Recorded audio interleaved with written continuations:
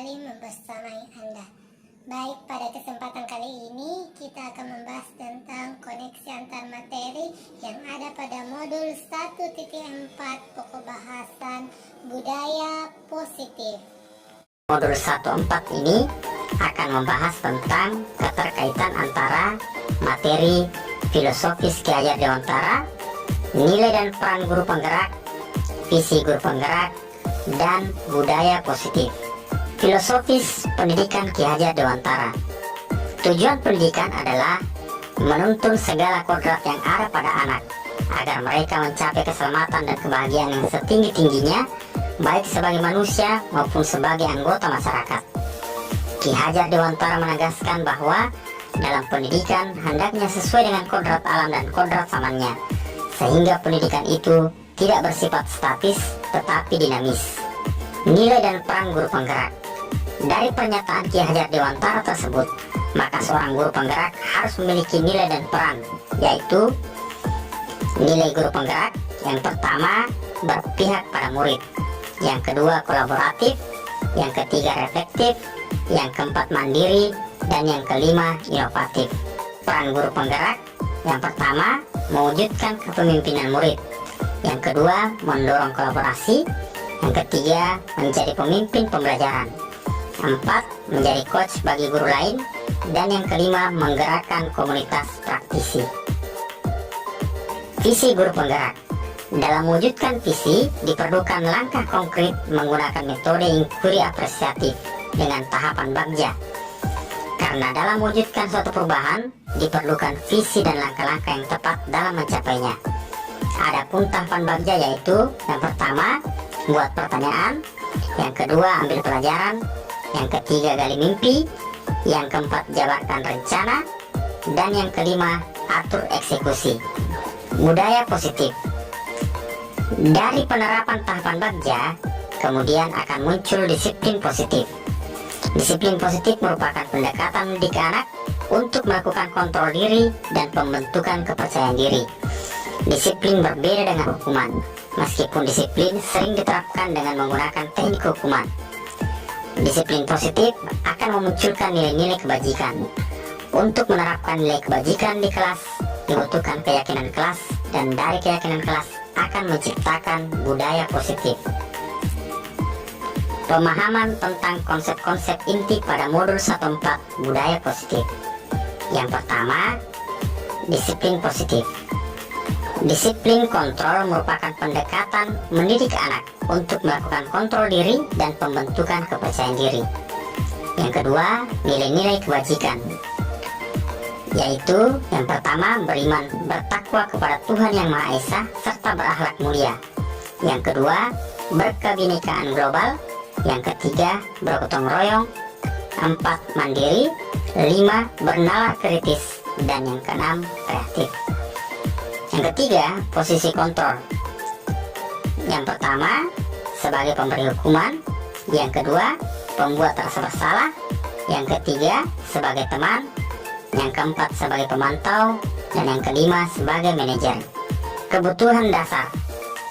Yang pertama, bertahan hidup. Yang kedua, kasih sayang dan rasa diterima.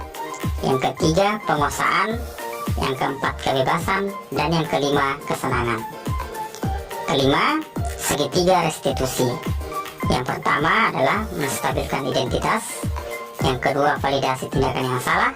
Dan yang ketiga, menanyakan keyakinan. Perubahan yang terjadi pada cara berpikir saya dalam menciptakan budaya positif di kelas maupun di sekolah setelah mempelajari modul ini. Perubahan cara berpikir saya bahwa untuk menciptakan budaya positif di kelas atau di sekolah harus sesuai dengan keyakinan kelas yang disepakati antara guru dan siswa. Keyakinan kelas ini diterapkan untuk mewujudkan kondisi kelas yang aman dan nyaman. Selain itu, perubahan cara berpikir saya adalah bahwa posisi kontrol selama ini yang saya lakukan, yaitu sebagai teman dan pemantau, ternyata masih kurang efektif. Posisi kontrol yang paling tepat adalah sebagai manajer dengan menerapkan segitiga restitusi. Pengalaman yang pernah saya alami terkait penerapan konsep-konsep inti dalam modul budaya positif di kelas atau di sekolah, yaitu ketika menangani permasalahan siswa yang melakukan pelanggaran aturan sekolah. Sebelum mengambil tindakan pada siswa yang melakukan pelanggaran, sebaiknya memperhatikan 5 kebutuhan dasar manusia yang dialami siswa di sekolah atau di kelas. Siswa yang melakukan pelanggaran disebabkan karena adanya kebutuhan dasar pada anak yang tidak terpenuhi. Perasaan saya ketika mengalami hal-hal tersebut, yaitu saya merasa termotivasi untuk menerapkan posisi kontrol sebagai manajer dalam melaksanakan langkah segitiga restitusi.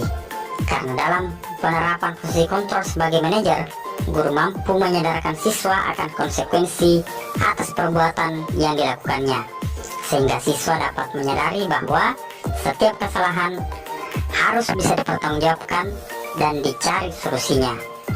Terkait pengalaman dalam menerapkan konsep-konsep tersebut tadi, menurut saya hal baik yang sudah ada di lingkungan kelas dan sekolah saya adalah disiplin positif dan penerapan nilai-nilai kebajikan profil pelajar Pancasila, serta keyakinan kelas yang berpihak pada murid. Hal yang perlu diperbaiki adalah posisi kontrol yang kadang masih digunakan oleh guru, yaitu penghukum dan membuat rasa bersalah. Hal ini ke depan akan diperbaiki dengan menggunakan posisi kontrol guru sebagai manajer. Penerapan posisi kontrol di kelas maupun di sekolah. Setelah mempelajari modul ini, saya menyadari bahwa posisi kontrol yang sering saya terapkan di sekolah atau di kelas adalah sebagai teman dan pemantau. Saat itu saya merasa bahwa cara itulah yang paling baik dilakukan untuk menyadarkan siswa atas kesalahan yang dilakukannya. Setelah mempelajari modul ini, saya baru menyadari bahwa posisi kontrol teman dan pemantau kurang efektif untuk diterapkan. Dan kini, posisi kontrol sebagai manajer saya terapkan di kelas maupun di sekolah.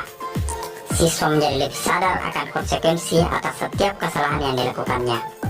Penerapan segitiga restitusi ketika menghadapi permasalahan murid di sekolah atau kelas.